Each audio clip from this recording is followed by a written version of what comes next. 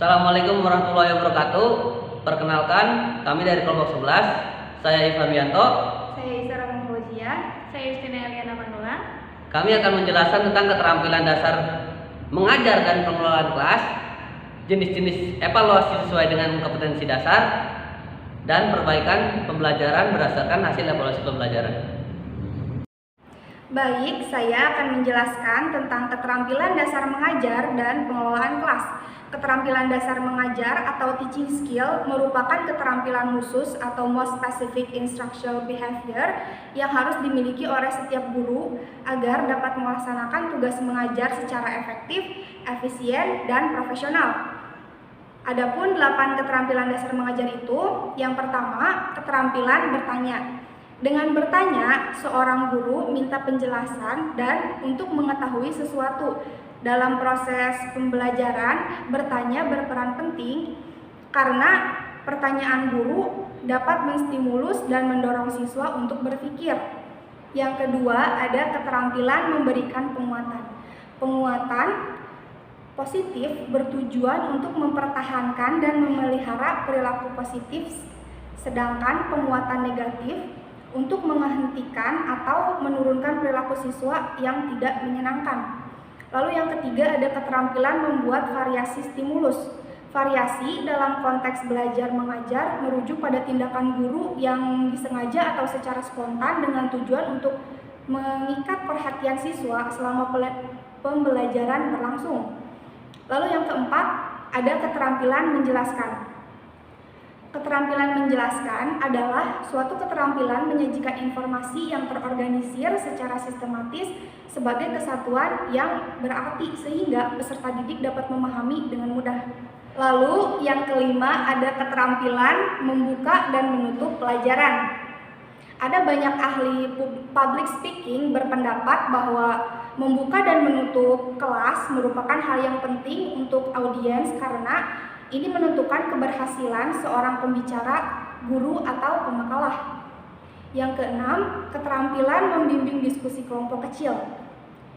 Diskusi kelompok kecil merupakan salah satu variasi kegiatan pembelajaran yang dapat digunakan dalam proses KBM.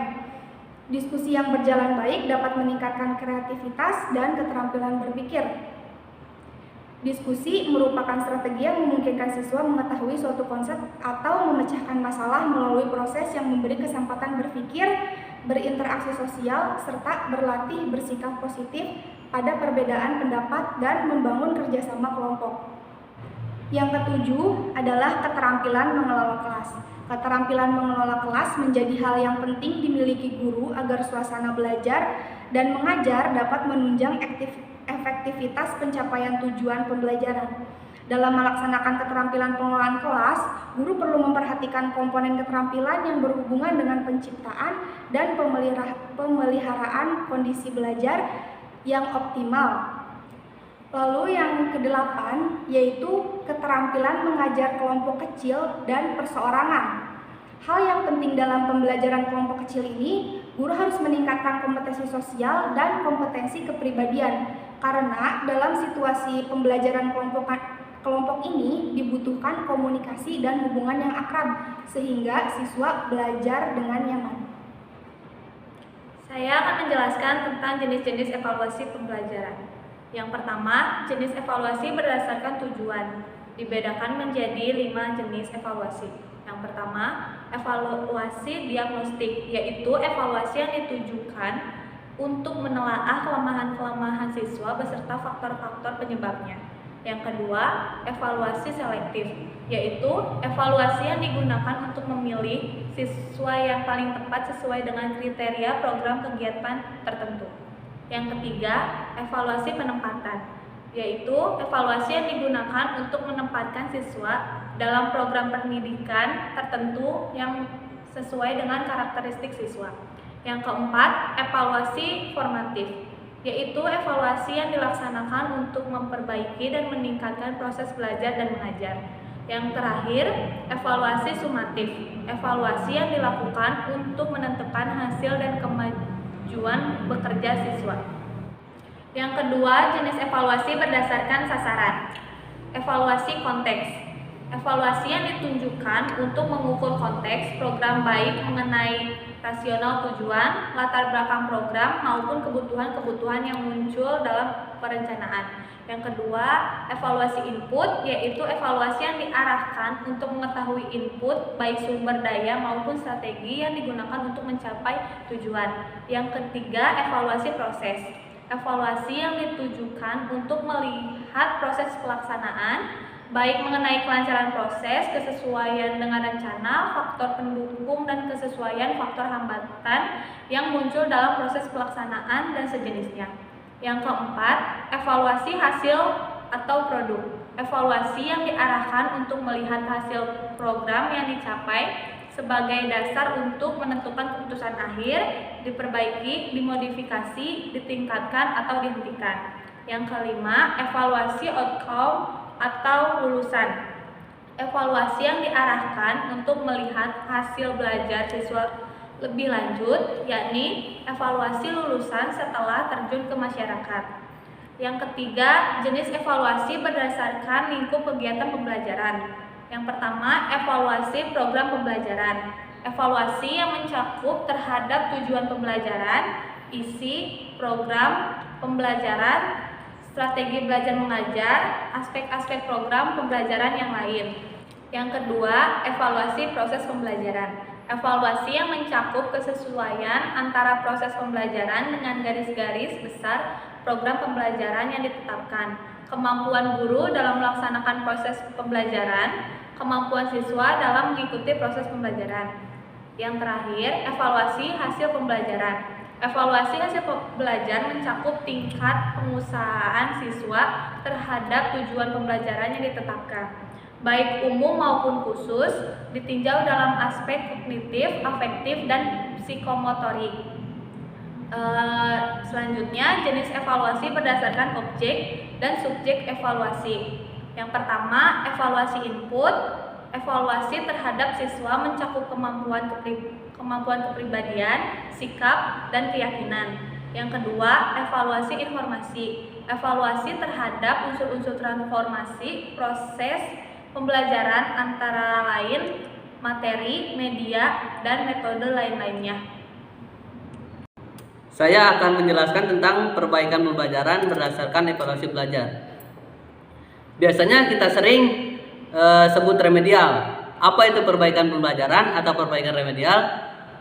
Perbaikan remedial adalah suatu kegiatan dalam proses belajar mengajar yang dilaksanakan guru atau pihak terkait dalam upaya memberikan bantuan pada siswa yang mengalami kesulitan dalam belajar dan atau mencapai hasil belajar dengan taraf kemampuannya. Pembelajaran remedial bersifat khusus karena disesuaikan dengan karakteristik kesulitan belajar yang dihadapi anak didik.